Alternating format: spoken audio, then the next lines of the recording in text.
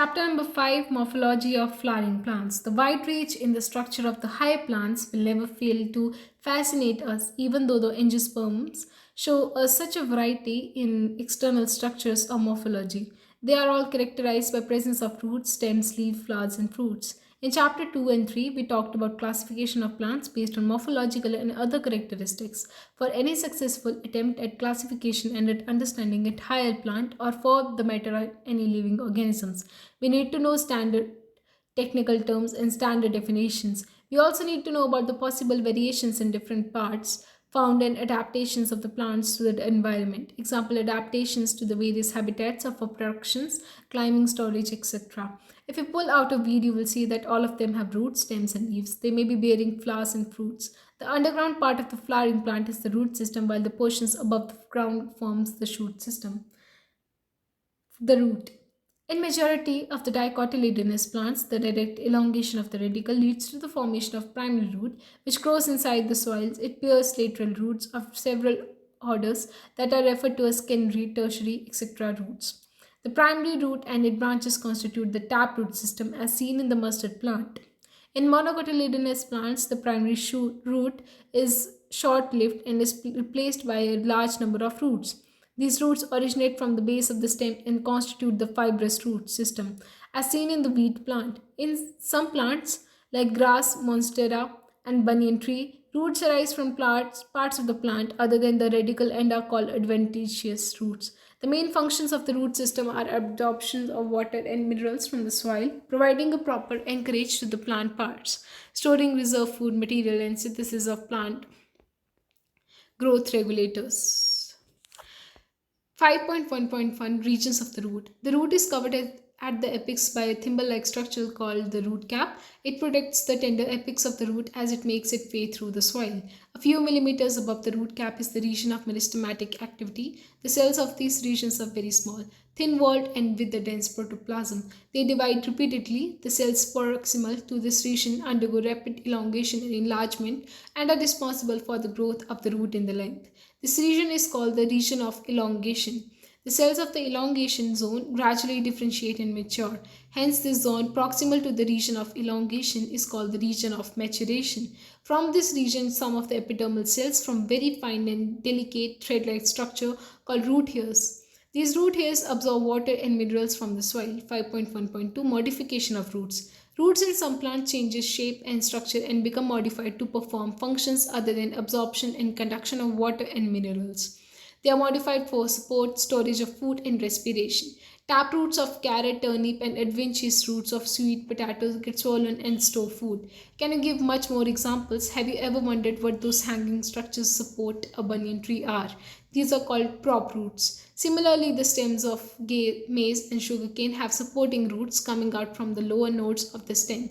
These are called stilt roots. In some plants, such rhizophora growing in swampy areas, many roots come out of the ground and grow vertically upwards. Such roots, called nematophores, help to get the oxygen for respiration. The stem. What are the features? What are the features that distinguish a stem from a root? The stem is the ascending part of the six bearing branches, leaves, flowers, and fruits. It develops from the plumule of the embryo of a germinating seed. The stem bears nodes and internodes. The region of the stem where leaves are born are called nodes, while internodes are the portions between two nodes.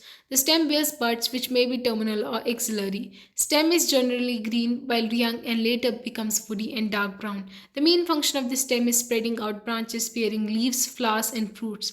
It conducts water, minerals, and photosynthesis. Some stems perform the function of storage of food, support, protection, and of vegetative propagation. 5.2.1 Modifications of stem.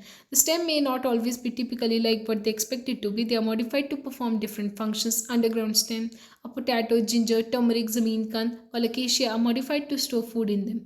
They also act as organs of perennation to tide over the condition unfavorable for growth. Stem tendrils, which develop from axillary buds, are slender and spirally coiled and help plants to climb, such as in gourds, cucumber, pumpkins, watermelon, and grapevines. Axillary buds of stem may also be get modified into woody, straight, and pointed thorns. Thorns are found in many plants such as citrus, bougainvillea. They protect plants from browsing animals. Some plants of arid region modify their stems into flattened opuntia or fleshy cylindrical euphoria structures. They contain chlorophyll and carry out photosynthesis. Underground stems of some plants such as grass and strawberry examples spread to new niches, and when older plants die, new plants are formed. In plants like mint and jasmine, a slender lateral branch arises from the base of the main axis and after growing aerially for some time arched downward to touch the ground. A lateral branch with short internodes and each node bearing a rosette of leaves and a tuft of roots is found in aquatic plants like Pistia and Iconia. In banana, pineapple, and chrysanthemum, the lateral branches originate from the basal and underground portion of the main stem, grow horizontally beneath the soil, and then come out obliquely upwards, giving rise to leafy shoots. 5.3 The leaf. The leaf is the lateral generally flattened structure borne out on the stem. It develops at the node and bears a bud in its axil. The axillary bud later develops into the branch. Leaves originate from the shoot apical meristems and are arranged in acropitical order. They are most important vegetative organs for photosynthesis. A typical leaf consists of three main parts: leaf base, petiole, lamina. The leaf is attached to the stem by the leaf base and bear two lateral small leaf-like structures called stipules. In monocotyledons, the leaf base expands into a sheath covering the stem partially or wholly. In some leguminous plants, the leaf base may become swollen, which is called the pulvinus. The petiole help hold the blade to light. Long, thin, flexible petioles allow leaf blades to flutter in wind, thereby cooling the leaf and bringing fresh air to leaf surface.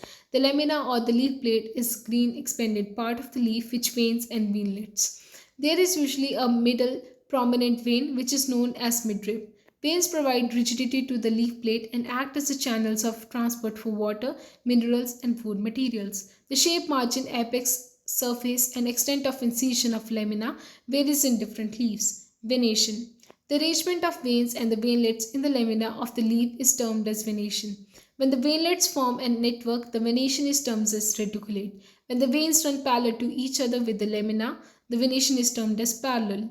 Leaves of dicotyledonous plants generally possesses reticulate venation, while parallel venation is the characteristic of the monocotyledonous.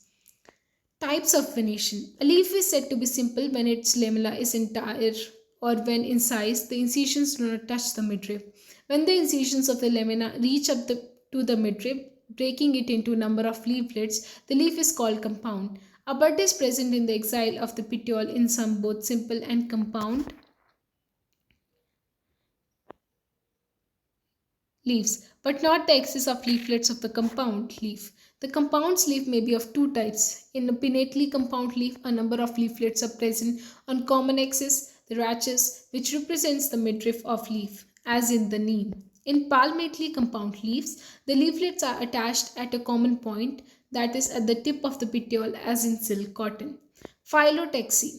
Phyllotaxy is the pattern of arrangement of the leaves on the stem or branch. This is usually of three types: alternate, opposite, and hold.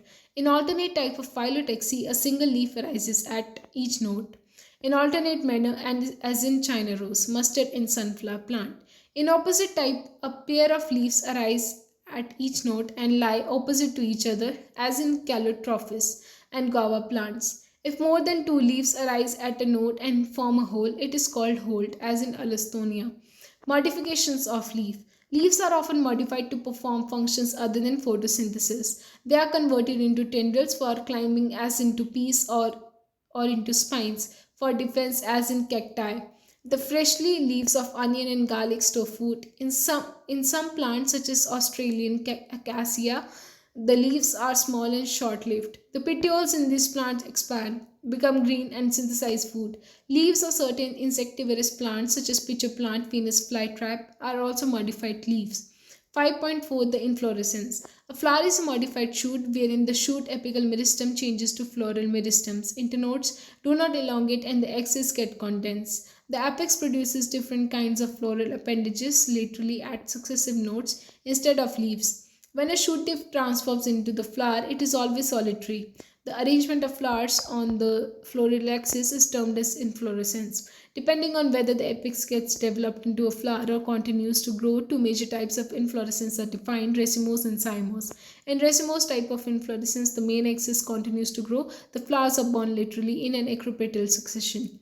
In cymose type of inflorescence, the main axis terminates in a flower, hence the growth is limited. The flowers are borne in basipetal order.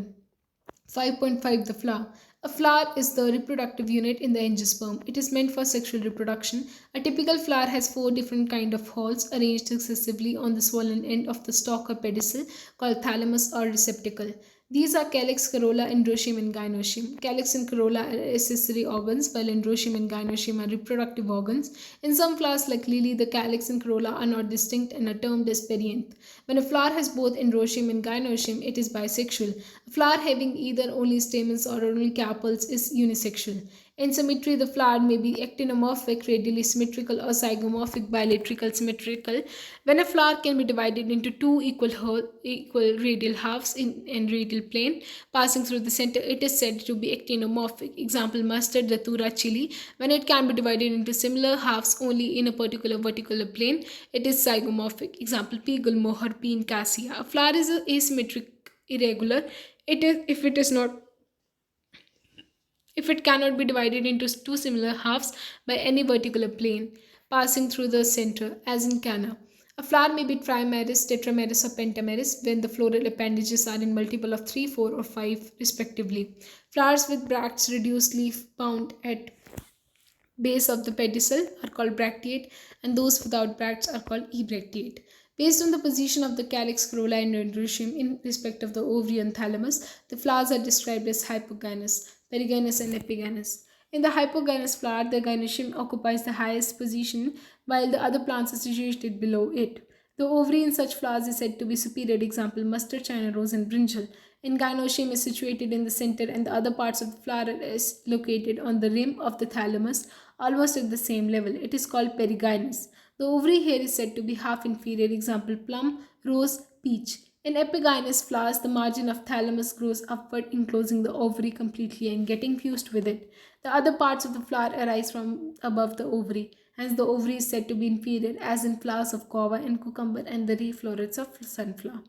Parts of flower. Each flower normally has four rolls, that is calyx, corolla, androecium, and gynoecium. Calyx. The calyx is the outermost hall of the flower, and the members are sepals. Generally, sepals are green, leaf-like, and protect the flower in the bud stage. The calyx may be gemosepalous, sepals united, or polysepalous, sepals free. Corolla. Corolla is composed of petals. Petals are usually brightly colored to attract insects for pollination. Like calyx, corolla may be also gametopetalous, that is petals united, or polypetalous, petals free. The shape and the color of the corolla vary greatly in plants. Corolla may be tubular, bell-shaped, funnel-shaped, or wheel-shaped. Estivation. The mode of arrangement of sepals or petals in a floral bud with respect to other members of the same whole is called estivation. The main types of estivation are volvate, twisted, imbricate, and vexillary. When sepals or petals in a whole touch each other at the margin without overlapping, as in calotropis, it is said to be volvate. If one margin of the appendage overlaps that of the next one, and so as in china rose, ladyfingers, and cotton, it is termed as twisted. If the margins of sepals or petals overlap one another but not in a particular direction, as in cassia and gulmohar, the estivation is called imbricate. In pea and bean flower, there are 5 petals. The largest tendon overlaps the two lateral petals' wings, which in turn overlap the two smallest interior petals' keel. This type of estivation is called vexillary or papillones. Androecium. Androecium is composed of stamens. Each stamen, which represent the male reproductive organ, consists of a stalk or a filament and an anther. Each anther is usually bilobed, and each lobe has two chambers, the pollen sacs. The pollen grains are produced in pollen sacs. The sterile stamen is called staminode.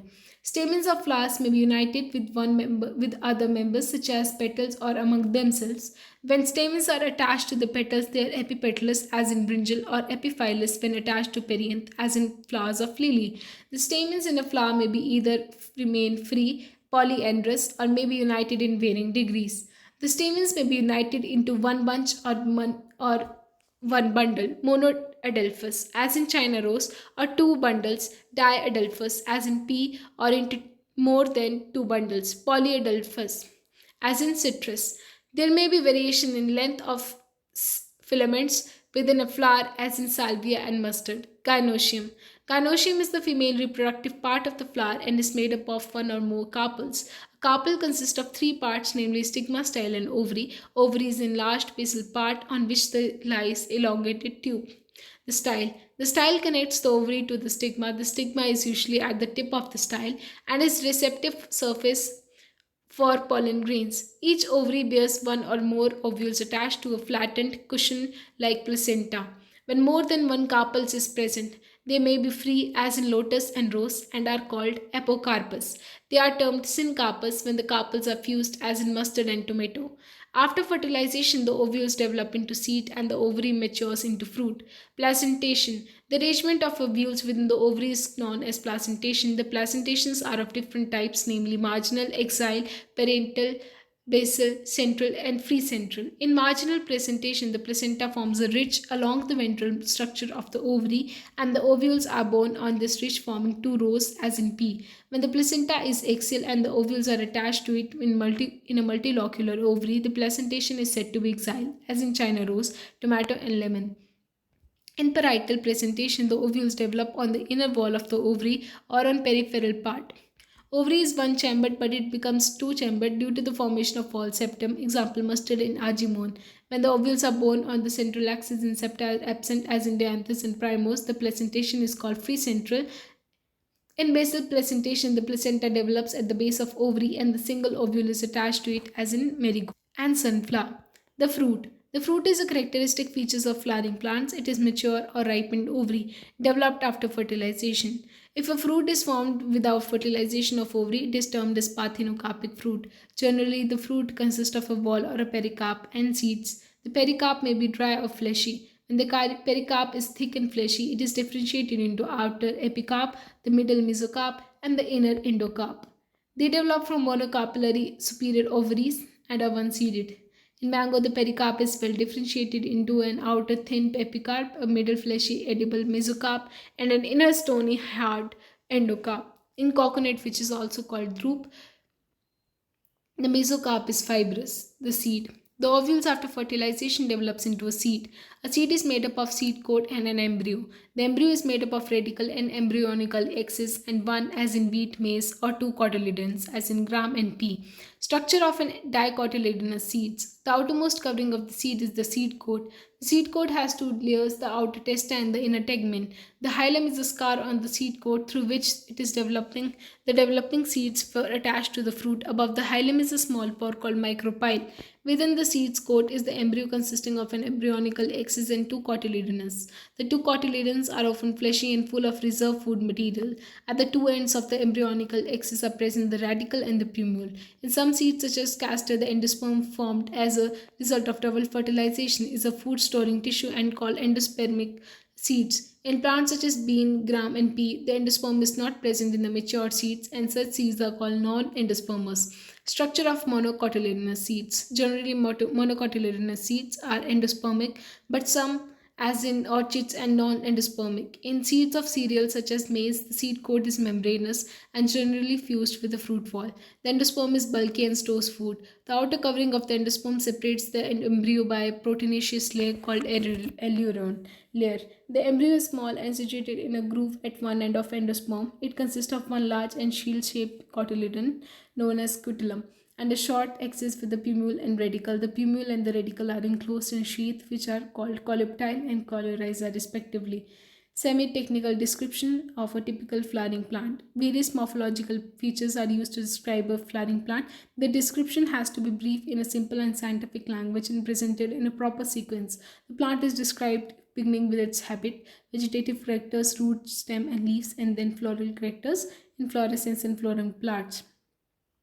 After describing various parts of a plant, a floral diagram and a floral formula are presented. The floral formula is represented by some symbols. In a formula, floral formula, BR stands for bracteate, K stands for calyx, C for corolla, P for perianth, A for androecium, and G for gynoecium, and G with